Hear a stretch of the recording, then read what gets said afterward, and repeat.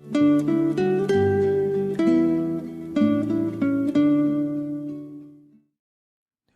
열왕기하서 25장에 기록된 이 말씀을 통해서 하나님께서 주시는 은혜를 우리가 함께 나누기를 원합니다.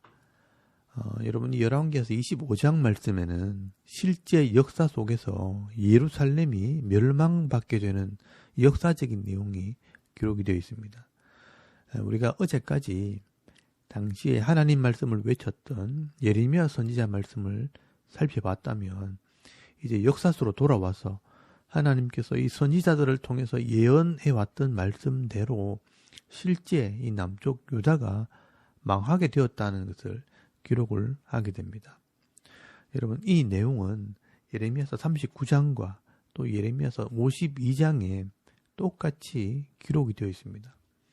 그 말은 실제 역사와 이 선지자의 말씀들을 비교해 보면서 정말 하나님께서 말씀대로 행하시는 분이라는 것을 확인을 하라는 것입니다. 그래서 여러분, 오늘 1절 말씀에 보시면 당시 나라를 다스렸던 남쪽 유다의 마지막 왕인 시드기야 왕 제9년에 이 바벨론의 느부갓네살 왕에 의해서 예루살렘 성이 포위가 되었다라고 기록을 하고 있습니다. 여러분, 1절에서 3절까지 말씀에 보시면 시드기야 제9년 10째 달 10일에 바벨론의 왕 느부갓네살이 그의 모든 군대를 거느리고 예루살렘을 치러 올라와서 그 성에 대하여 진을 치고 주위에 토성을 쌓으며 그 성이 시드기야 왕 제11년까지 포위되었더라. 그 해 넷째 달 9일에 성중에 기근이 심하여 그 땅 백성의 양식이 떨어졌더라라고 말씀을 합니다. 여러분, 이 시드기야 왕 제9년부터 제11년까지 3년 동안이나 이 예루살렘 성은 바벨론 군사들에 의해서 포위가 되어 있었습니다. 그래서 이 예루살렘 성 안에 있는 사람들은 3년 동안 외부에서 양식이 공급될 수 없었기 때문에 결국 이 시드기야 왕 11년 4월에 양식이 떨어졌다라고 말씀을 하고 있습니다. 그리고 더 버틸 수 없었던 이 남쪽 유다 사람들은 바벨론에 의해 점령을 당하게 되었고 5월 7일에 이 성벽이 무너지고 성전과 왕궁이 불타게 되는 일이 벌어지게 됩니다. 이렇게 끝까지 하나님 말씀에 순종하지 않고 고집을 부리던 이 백성들은 비참하게 죽임을 당하게 됩니다. 그리고 이 시드기야 왕은요, 비급하게 이 백성들을 버리고 도망을 가게 됩니다. 여러분, 4절 말씀에 보시면 이 무너진 성벽 사이로 이 왕과 군사들이 도망을 갔고 또 6절에서 7절까지 말씀에 보시면 바벨론의 군사들에게 왕이 붙잡혔다라고 기록을 하고 있습니다. 여러분, 6절에서 7절까지 말씀해 보시면 그들이 왕을 사로잡아 그를 라블라에 있는 바벨론 왕에게로 끌고 가며 그들이 그를 신문하니라.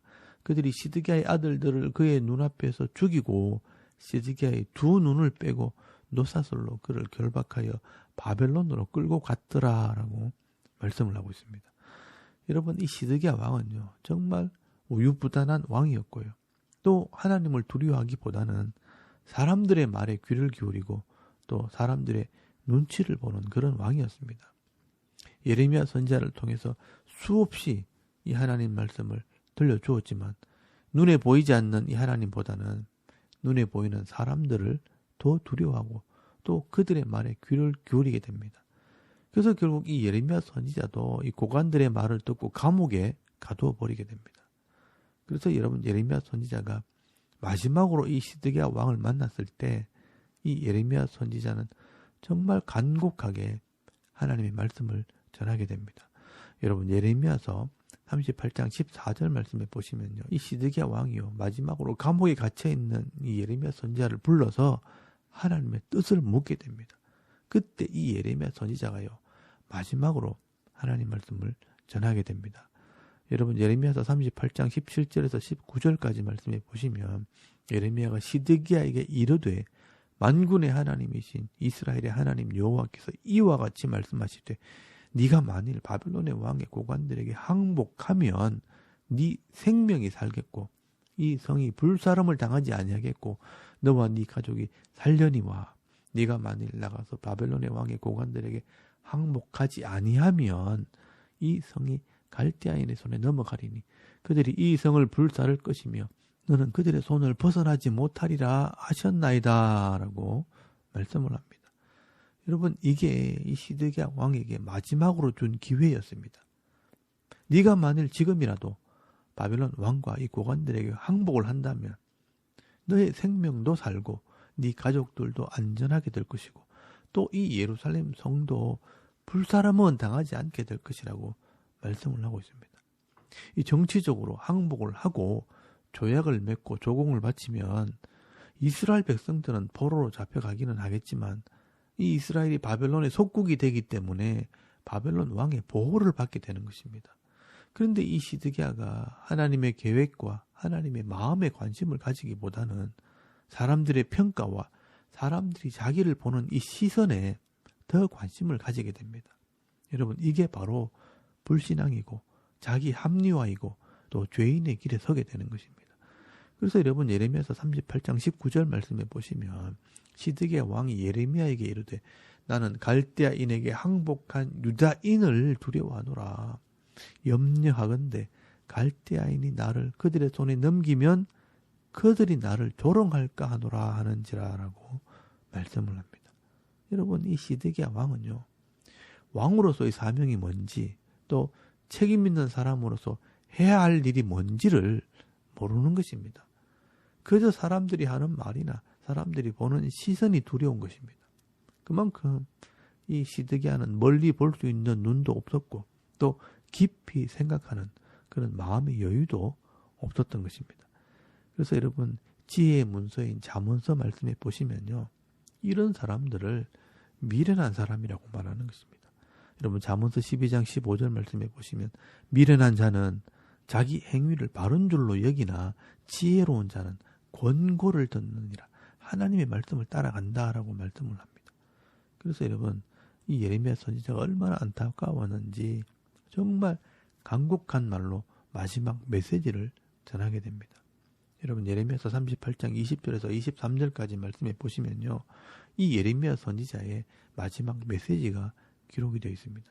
예레미야가 이르되 그 무리가 왕을 그들에게 넘기지 아니하리다. 원하옵나니 내가 왕에게 이른 바 여호와의 목소리에 순종하소서. 그리하면 왕이 복을 받아 생명을 보존하시리다. 그러나 만일 항복하기를 거절하시면 여호와께서 내게 보이신 말씀대로 되리다. 보라, 곧 유다 왕궁에 남아있는 모든 여자가 바벨론 왕의 고관들에게로 끌려갈 것이요 그 여자들은 네게 말하기를 네 친구들이 너를 꿰어 이기고 네 발이 진흙에 빠짐을 보고 물러갔도다 하리라. 네 아내들과 자녀는 갈대아인에게로 끌려가겠고 너는 그들의 손에서 벗어나지 못하고 바벨론 왕의 손에 잡히리라. 또 네가 이 성읍으로 불사름을 당하게 하리라 하셨나이다 라고 말씀을 합니다. 여러분, 당시 예레미야 선지자는요, 아마 울면서 이 말을 전했을 겁니다. 왕이여, 제발 사람들의 소리를 듣지 마시고 여호와의 목소리에 순종하소서. 그리하면 왕이 복을 받아 생명을 보존하리다. 만약 끝까지 이 하나님 말씀을 듣지 않고 불순종한다면 불행하게도 내가 전한 이 말씀대로 될 겁니다. 그리고 여러분, 22절 말씀해 보시면 왕궁에 있는 여인조차도 왕을 조롱하게 될 겁니다. 네가 하나님 말씀을 듣지 않고 네 친구들, 이 거짓 선지자들의 말만 듣더니 이 거짓 선지자들이 너를 속여 진흙탕에 빠뜨리고 도망을 간 겁니다 하면서 이 왕을 조롱하게 될 것이라고 말씀을 합니다. 그리고 이 왕의 자녀들도요, 다 죽게 될 것이고 이 예루살렘도 당신 때문에 불사름을 당하게 될 것이라고 말씀을 하게 됩니다. 그렇다면 여러분, 이 시드기야 왕이요, 이 말씀을 듣고 한 번쯤은 고민을 하든지 아니면 하나님께 묻고 기도하는 중에 순종을 했더라면 그렇게 비참한 최후는 맞이하지 않았을 것입니다. 그러나 실제 역사 속에서는요, 이 시드기야 왕이 결국 이 예레미야 선지자의 말을 무시하게 되었고요, 불순종의 길을 가게 됩니다.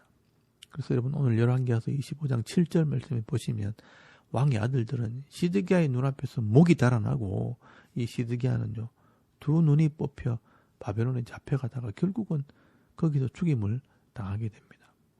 그리고 이 예레미야 선지자의 말대로 9절 이하의 말씀에 보시면 성전과 왕궁과 또 이 귀인들의 집들이 다 약탈을 당하고 결국 바벨론의 군사들에게 다 불사름을 당하게 됩니다.